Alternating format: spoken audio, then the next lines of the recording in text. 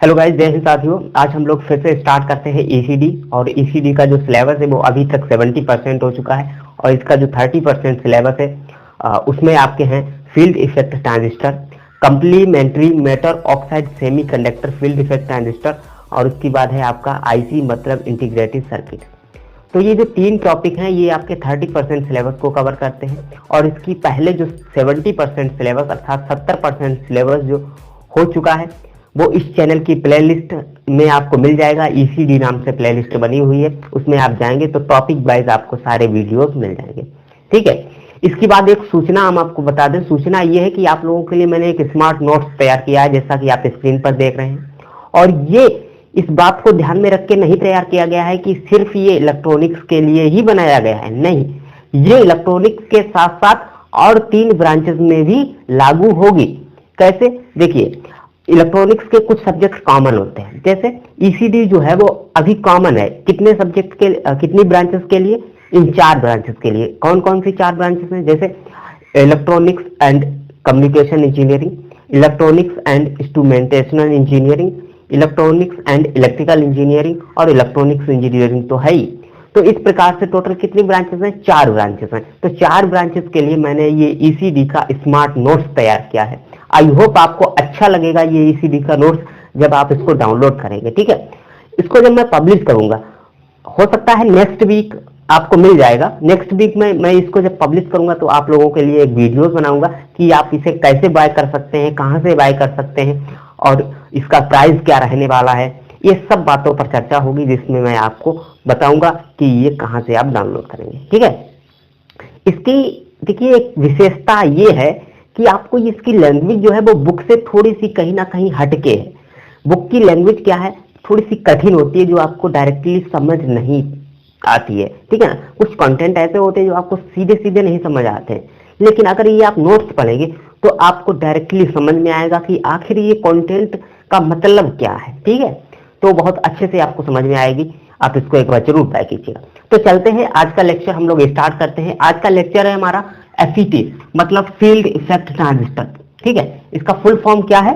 देखिए, field effect transistor FET की। तो एफईटी की फुल फॉर्म क्या है? Field effect transistor.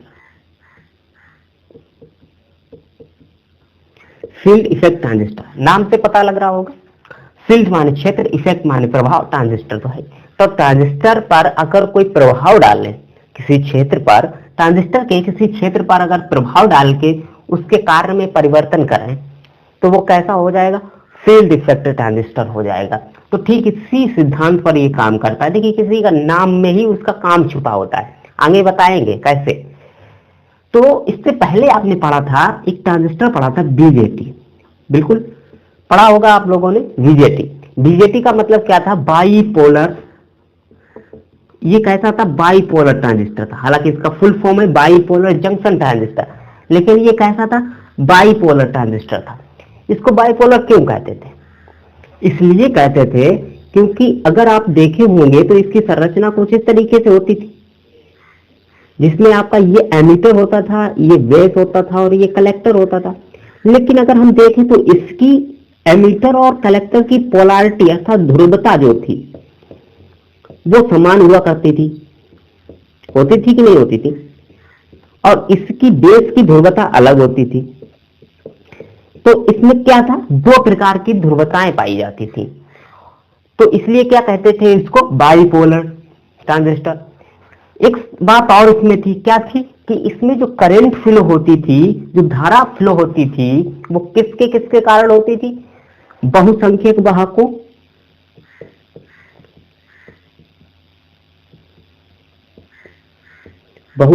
वाहकों तथा अल्पसंख्यक।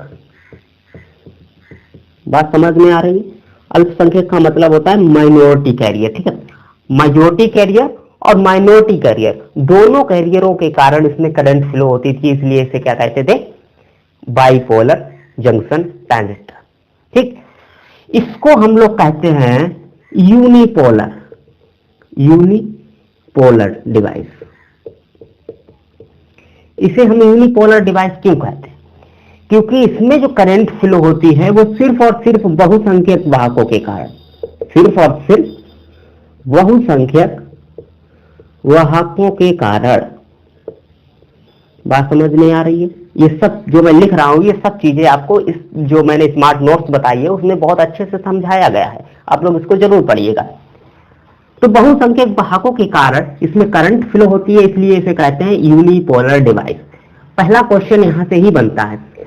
सबसे ज्यादा कॉम्पिटेटिव एग्जाम में पूछा जाने वाला क्वेश्चन इसका यहीं से है। अगर बेसिक से पूछा जाएगा तो यही चीज पूछ ली जाएगी, क्या कि एफईटी है एक यूनिपोलर डिवाइस या बाइपोलर डिवाइस। तो एफईटी एक क्या है? Unipolar device. वो बहुत सारे ऑप्शन दे देगा, जैसे बीजेटी, एफईटी, डायोड, ट्रांजिस्टर, ठीक है, और सारी चीजें उसमें दे देगा ऑप्शन में, और आपसे पूछ लेगा कि कौन सी एक डिवाइस यूनिपोलर है। तो आप वहां पे अगर आपको पता रहेगा कि एफईटी एक यूनिपोलर डिवाइस है तो आप आंसर उसका अच्छे से कर पाएंगे, ठीक है। एक बात ध्यान रखना, कहीं पे भी कोई भी डिवाइस लिखी हो और उसके अंत में फेट लिखा हो, फेट लिखा हो मतलब एफईटी लिखा हो, तो आप समझ जाना कि ये क्या है? एक यूनिपोलर डिवाइस है। ये क्या है? एक यूनिपोलर डिवाइस है। दूसरी बात, इसको एक और नाम से जानते हैं, वोल्टेज कंट्रोल डिवाइस है। सॉरी, वोल्टेज कंट्रोल डिवाइस है।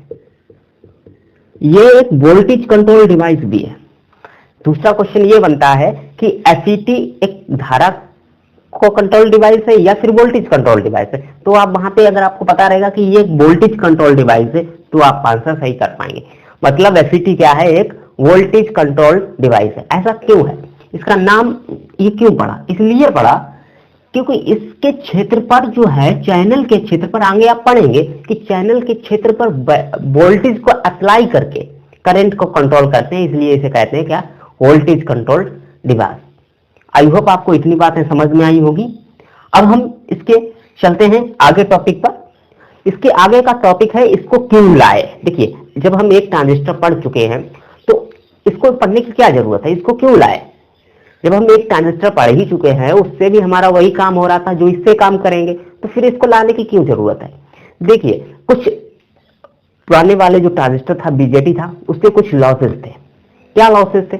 एक तो इसका लाभ कम था। जो बीजेटी था इसके लाभ कम था। लाभ कम का मतलब गेन, जो गेन था वो कम था। मान लीजिए कोई सिग्नल हमें एम्पलीफाई करना है और वही सिग्नल अगर हम एफईटी से एम्पलीफाई करें तो एक ट्रांजिस्टर, एफईटी का सिर्फ एक ट्रांजिस्टर लगा करके उतने ही सिग्नल को हम एम्पलीफाई कर सकते थे।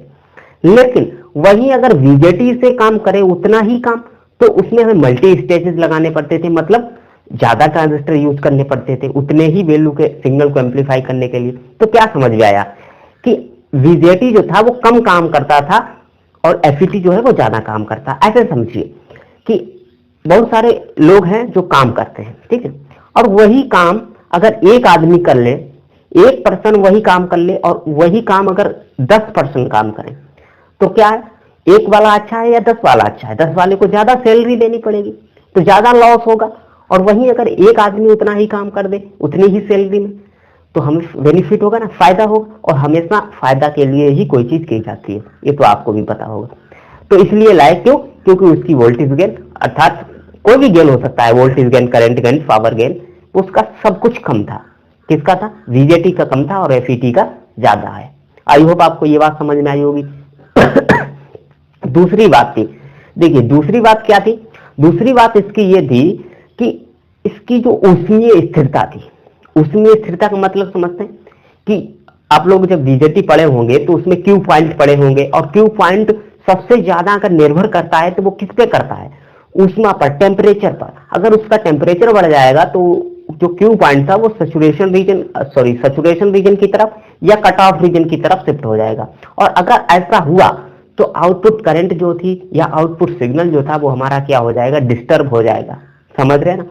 तो इसका ये भी अच्छा नहीं था। बीजेटी का क्या था? उसमें स्थिरता भी अच्छी नहीं थी। वही बात यहाँ पे भी लागू कर सकते हैं। जैसा एक व्यक्ति है और वही व्यक्ति अगर हमारा धूप में भी काम करता रहे, मतलब टेम्परेचर बढ़ने पर भी काम करता रहे, और वहीं 10 लोग लगा रहे हैं और वो 10 लोग क्या है कि धूप आने पर भाग जा रहे हैं, काम नहीं कर रहे हैं, तो क्या फायदा आया ऐसे लोगों को रखने का, कोई मतलब नहीं बनता। तो इसलिए हम लोग क्या लाए, FET लाए।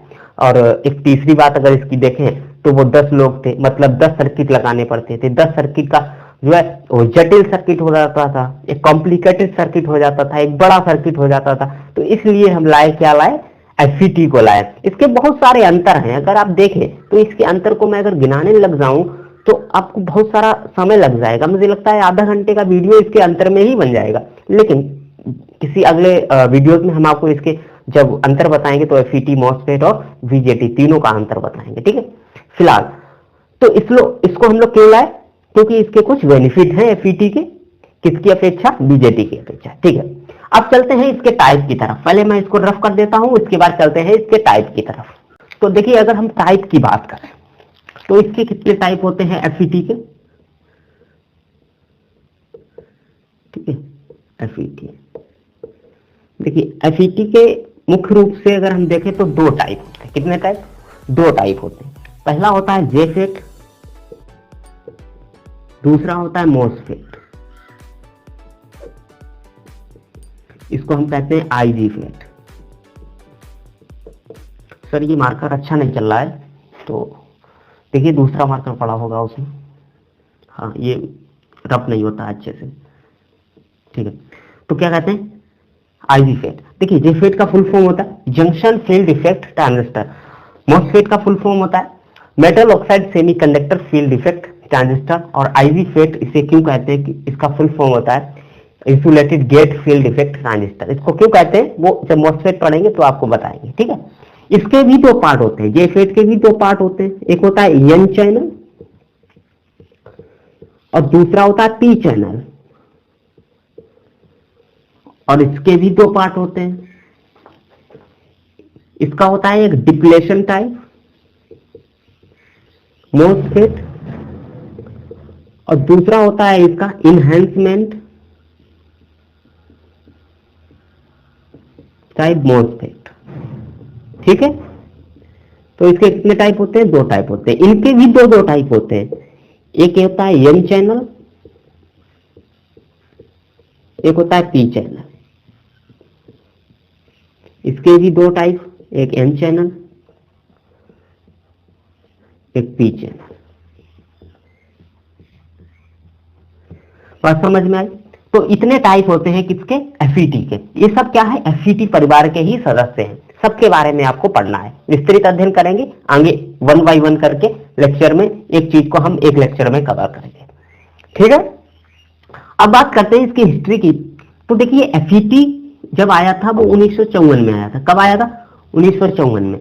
1954 में जब आया था तो JFET के फॉर्मेट में आया था, JFET के फॉर्मेट में आया था। ध्यान रखना, अगर वो पूछे JFET कब आया या FET कब आया तो 1954 में, ठीक है। इसकी खोज हुई थी, कब हुई थी, 1954 में हुई थी। अगर MOSFET की बात करें तो इसकी कार्यप्रणाली जो दी गई थी वो 1930 में दी गई थी। 1930 में साइंटिस्ट थे जिन्होंने इसकी कार्यप्रणाली दी थी, कार्यप्रणाली। उसकी बाद इस पे काम चला, रिसर्च चली, तब जाके फाइनली ये 1960 में पहली बार बना। कब बना, पहली बार। और अगर हम मार्केट की बात करें तो 1965 में आया। 1965 में ये बाजार में आया, ठीक है। या हमारे उपयोग के लिए, इंडस्ट्रियल उपयोग के लिए, या मार्केट में आया, कुछ भी कह लीजिए, 1965 में आया। इसको बनाने वाले कौन थे, इसको बनाने वाले 2 साइंटिस्ट थे। एक थे M अटाला और एक थे D कॉन्ग। ये 2 साइंटिस्ट थे जिन्होंने मिलकर के MOSFET को बनाया था, ठीक है। आई होप इतनी बात आप समझ पाए होंगे। अब हम चलते हैं इसकी संरचना की तरफ कि आखिर ये दिखता कैसा है, आखिर आपको ये कैसा दिखेगा। तो देखिए दिखने की अगर बात करें तो ये कुछ इस तरीके से आपको दिखेगा, इस तरीके से। इसमें भी 3 टर्मिनल होते हैं जैसे BJT में हुआ करते थे, बस नाम बदल गया। क्या हो गया इसका, इसे कहते हैं सोर्स, इसे कहते हैं ड्रेन और इसे कहते हैं हम लोग गेट। देखिए ये दोनों तरफ है तो इसको अंदर ही अंदर कनेक्ट कर देते हैं तो क्या बन जाता है, ये गेट बन जाता है। और इस वाले पार्ट को क्या कहते हैं, चैनल। और इसकी जो पोलैरिटी होती है, या यूं कहें इसकी जो ड्रॉपिंग होती है, ध्रुवता होती है, वो समान होती है। ऐसा नहीं है कि इधर वाले में कुछ और मटेरियल का डोपिंग किया, इस वाले में कुछ और मटेरियल का, नहीं। इधर में जो डोपिंग होगी वही डोपिंग इधर होगी। और एन चैनल जो है ये वाला है। अब मान लीजिए ये हमने चैनल लिया एन टाइप का, तो आप बताइए कौन सा जेफेट हुआ? एन चैनल जेफेट हुआ कि नहीं हुआ? क्योंकि चैनल हम ले रहे हैं एन टाइप का, तो होगा मेरा एन चैनल। एक बात ध्यान रखना, अगर चैनल एन है तो इसमें जो डोपिंग की जाएगी वो पी की जाएगी। समझ रहे? या यूं लिख दे, इसमें हम आपको एक बता दें कि चैनल के विपरीत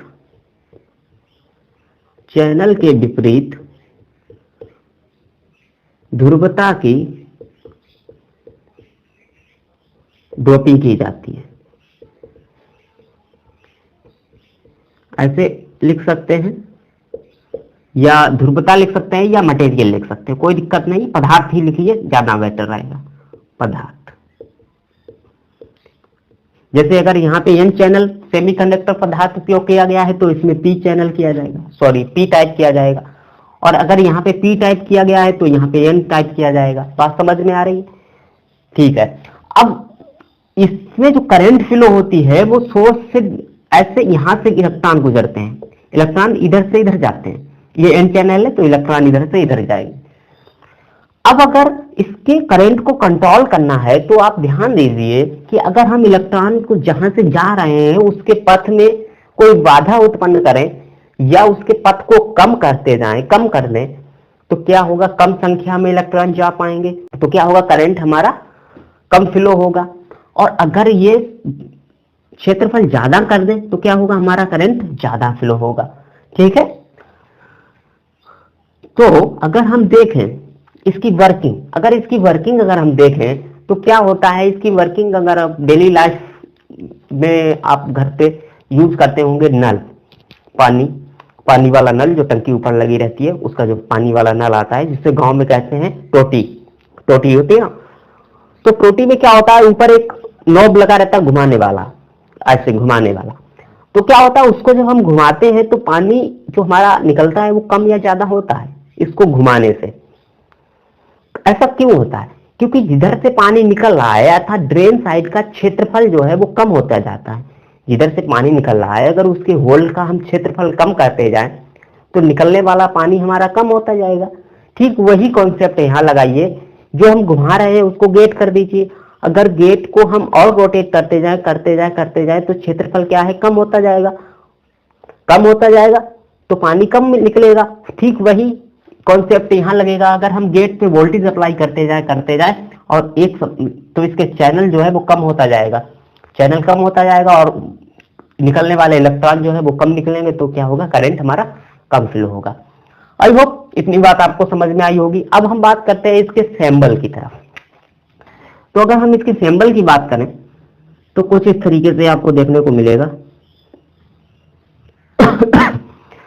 सैंबल में आपको ये हो जाएगा आपका ड्रेन, ये हो जाएगा आपका सोर्स और ये हो जाएगा आपका गेट। देखिए इसके ड्रेन और सोर्स को परस्पर इंटरचेंज कर सकते हैं। एक बात आपने बीजेटी में पढ़ा होगा, बीजेटी में ऐसा नहीं था। बीजेटी में अगर हम एमीटर और कलेक्टर को हम इंटरचेंज नहीं कर सकते थे। क्यों? क्योंकि उसमें क्या था, उसकी जो डोपिंग की जाती थी उसकी मात्रा एक तो समान नहीं थी, दूसरा उसका क्षेत्रफल भी अलग अलग था, तो इसको हम इंटरचेंज नहीं कर सकते थे। समान ध्रुवता के तो थे परंतु इंटरचेंज नहीं कर सकते थे। लेकिन इसमें हम इंटरचेंज कर सकते हैं। सोर्स को ड्रेन मान लेंगे, ड्रेन को सोर्स मान लेंगे, कोई दिक्कत नहीं है। अब ये बताइए ये हमारा कौन सा चैनल जेफेट हुआ? ये जो हमारा हुआ वो पी चैनल जेफेट हुआ, पी चैनल जेफेट। और यहां पे अगर हम बात करें तो ये वाला इसका विपरीत बना दीजिए, क्या दिक्कत है? कोई दिक्कत नहीं। ये वाला इसके विपरीत बना दीजिए, इधर निकल रहा है तो इधर प्रवेश हो जाएगा, तो ये हो जाएगा एन चैनल। देखिए याद करने का तरीका, पी से होता है प्रवेश, एन से होता है निकलना। तो आप ध्यान रखिए, देखिए कैसे याद करेंगे इसको। पी से होता है प्रवेश तो जहां पे भी प्रवेश हो रहा है वहां होगा एन चैनल, जहां पे भी प्रवेश हो रहा है वहां होगा एन चैनल, थोड़ा उल्टा आपको देखना पड़ेगा, ठीक है। और एन से होता है निकलना, निकलना, तो जहां निकल रहा है वहां होगा पी चैनल। वैसे तो हम अगर डायरेक्ट कर सकते हैं, क्या कर सकते हैं, पी से प्रवेश, जहां करंट प्रवेश कर रहा है उसे पी चैनल बोल देते हैं, लेकिन ऐसा नहीं है, इसमें क्या है, उल्टा है। इसमें उल्टा आपको याद रखना पड़ेगा। अगर करंट जो है प्रवेश कर रही है तो आपको कहना पड़ेगा क्या है, ये एन चैनल है, जेफेट है। और अगर करंट बाहर निकल रही है तो आपको कहना पड़ेगा कि ये पी चैनल जेफेट है। आई होप आज का लेक्चर जो था आपको समझ में आया होगा। ये इंट्रोडक्शन वाला पार्ट है। देखिए ऐसा नहीं है कि मैंने पूरा जेफेट पढ़ा दिया, बिल्कुल नहीं पढ़ाया, अभी तो जेफेट की मैंने स्टार्टिंग तक नहीं की है। ये तो सिर्फ बेसिक बताया है कि जेफेट क्यों लाए, कब आया, इसके कितने टाइप हैं, ये दिखने में कैसा होता है, इस सब बातों पर चर्चा हुई है। अभी ये जेफेट पूरा खत्म नहीं हुआ, या यूं कहें जेफेट की अभी मैंने इसकी संरचना और वर्किंग बताई ही नहीं है, ठीक है। तो जिन लोगों को समझना है आगे इसके जेफेट के बारे में, तो वो लोग चैनल पर कंटिन्यू बने रहें और चैनल को सब्सक्राइब किए रहें, बेल आइकन की घंटी दबाए रहें, क्योंकि मैं बहुत ही जल्द नेक्स्ट क्लास में आपको बताऊंगा, क्या बताऊंगा, एन चैनल जेफेट की वर्किंग, संरचना और भी बहुत सारी चीजें, ठीक है। मिलते हैं फिर किसी नए लेक्चर में, तब तक के लिए देखते रहिए आज टेक्निकल अड्डा यूट्यूब चैनल। जय हिंद।